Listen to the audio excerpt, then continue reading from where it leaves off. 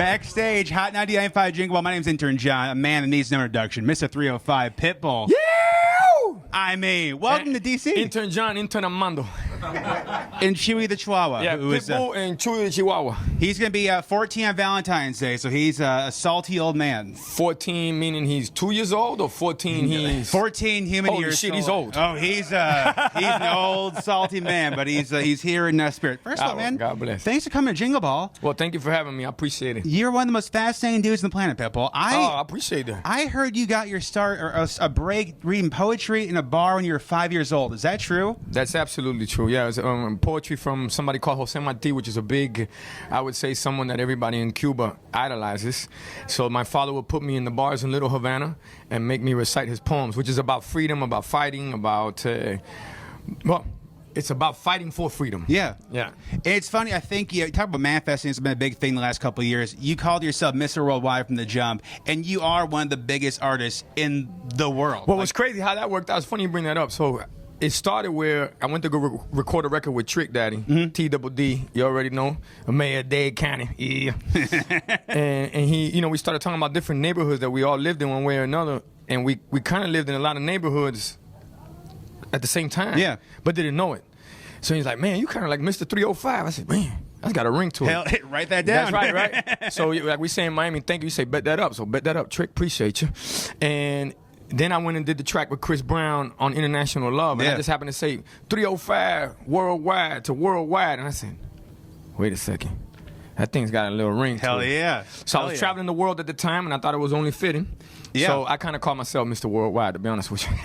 Trick called me Mr. 305, and then I labeled myself Mr. Worldwide. But I earned it, though. How many frequent flyer miles do you think you have? By a billion? Oh, no, I already knew. Well, you know, when I was... okay. I had way over 1 million frequent flyer mileage, and that means me and American Airlines had a deal for life. Look at that! Hell yeah! Free peanuts. So everybody gets. As a matter of fact, right now, everybody you go to the airport, you go to American Airlines, you tell them, man, on Pitts, frequent flyer mileage, upgrade me now. I'm flying to Florida tomorrow, friends. I'm legit going to try that. That would be upgrade me now. I think you're a trendsetter too, but before people were getting on tracks with DJs, you were one of the first ones to to break the mold and do that. What's it like now to see where we're at now, where it's like it's almost odd if you don't have a song with a DJ if you're coming up? Well, let me tell you, is as artists, we owe our careers to DJs. They're the ones that you know, they hold the keys, and they're the ones that open the gates for you, you know? The gatekeepers, let's just say. So me growing up around DJs and seeing how powerful they were and what an asset they were for us breaking music. Yeah. So when DJs started to make records, and I jumped on the first big DJ, I mean, other than down in Miami, which obviously Uncle Luke, Uncle Al, DJ Khaled, DJ Laz.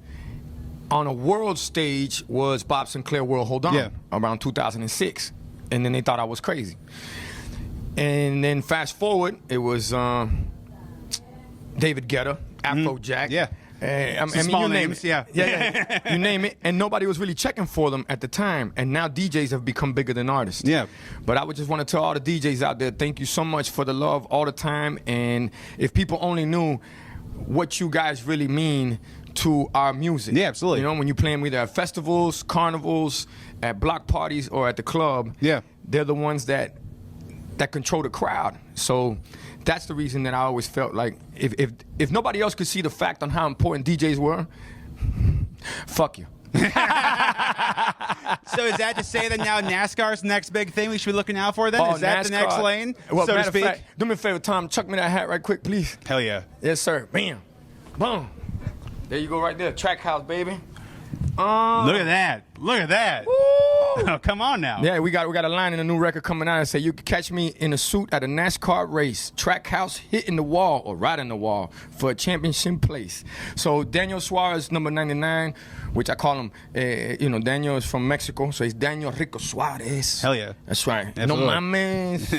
And then you have Ross, off the wall, off the chain, Chastain, who hit the wall on the last turn and boom, came in for the championship place. So I mean, it's a blessing. It's our second year in NASCAR Trackhouse. Thank you so much to Daniel, to Ross, to Justin, and to Ty. Thank you for believing in me. And yes, it is the next thing. Now, when you see a car get bumped, you go, shit, that's going to cost me like 50 grand. I mean, I'd be so worried, man, watching cars. I mean, him hitting the wall when he did, it was about probably like $5 million. But we placed for championship place. And you use your American Airlines points, and they covered it with a fuel cost. Damn right. There we go, right there. And then you got an upgrade. The one thing I like about you, too, Pitt, you give back to the community. I think Always. you're a positive influence. You started a school program now in Florida. Well, we build schools. Yeah. So I've been in education now for 10 years, and ironically, I didn't graduate from high school, but a teacher changed my life. And ironically, her name is Hope. So Hope Martinez was the person that really looked at me in my face, in my eyes, and said, I believe in you. Yeah. And changed my life. So therefore, when I felt that power, I felt that what better way than to give back than to actually build schools. Sure. A lot of people talk about it, but there's one neighborhood that that we used to live in Miami. It's called Wynwood. Don't talk about it, be about it. So therefore, we're in education now for 10 years.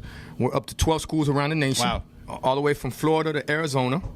And we have 10,000 kids in the system at this point. Now, this is a public charter school, by the way. 97% of these kids are on free lunch. The school's called SLAM, which is Sports, Leadership, Arts, and Management. Because what better way than to, I would say, inspire and motivate kids than through sports and then through Absolutely. arts. So it's amazing. And we're graduating at 100% Which in my is school, which insane. is in my old neighborhood in Miami called Little Havana. So the SLAM, baby. Yeah, bet that up to the administrators, to the parents, but most of all to the students, because y'all the ones making history. But also you too, Pitt, because you could just write a check and be whatever, but the fact that you're involved and you're being a positive leader outside Always. the kids, that they can show there's a way out. I think that's a huge part of this too. Well, you know what's crazy is I learned that from Uncle Luke. Yeah. Me and Luther Campbell from Two Live Crew, who was the first person I did a deal with in the music business, and he always gave back to the community. And then I also did a lot with Trick Daddy. So we would always give back to each other's communities Sure. and each other's cultures to show everybody that we really are just one. Yeah, absolutely. And Luke went from doing music to being a high school football coach. Yeah. To a lot of those kids that he was coaching in, not only in high school, but at the parks in the city. Sure. Became NFL players. Yeah. So he's been a major influence, motivator, and inspirational to all of us coming from Miami, the 305 Dade County, the crib, the bottom, Magic City. You know what they do, what they don't, what it is, what it ain't. Yeah, that's right. Pitt, man. It comes with subtitles. Thank God. It's been an honor to have you here, man. I think the best you. baby making music of all time, too. Woo! I mean, That's that booty shaking. Come on now. All right. Yeah. That's that. Let me Always a see what pleasure. you got. Yeah. Pitbull backstage, Hot 99.5 Jingle Ball. Now, we have something else for you. Oh, that, man. in honor of Fireball going platinum. Oh, it's Fireball. Come on now. Woo! There we go. I mean, at this point, you have this is wallpaper to you. Oh, 4 man. times platinum. It's a blessing. And thank you to the fans out there. Without y'all, there is no Pitbull, no movement, no revolution. I say it all the time because it's the absolute truth. That's why when I hit that stage, I give you everything I motherfucking got. You can bet your bottom dollar on that. So thank y'all so much for this. Highly appreciate it. And to all of the team that's always made things happen for us, thank you so much. What a blessing, man. I tell you. Goes to show you hard work pays off. Hell yeah. Dale. Oh, look at that. Oh, shit. That was good. I mean, I've been waiting for that. I've been practicing all day. I'm glad I got it. Man, that was Pitbull. fucking great. I love it. Thank you, brother. Backstage, Hot Thank you, 99.5 Bobby. I Jingle Ball. appreciate you. Thank y'all. Dale, happy holidays. Yeah.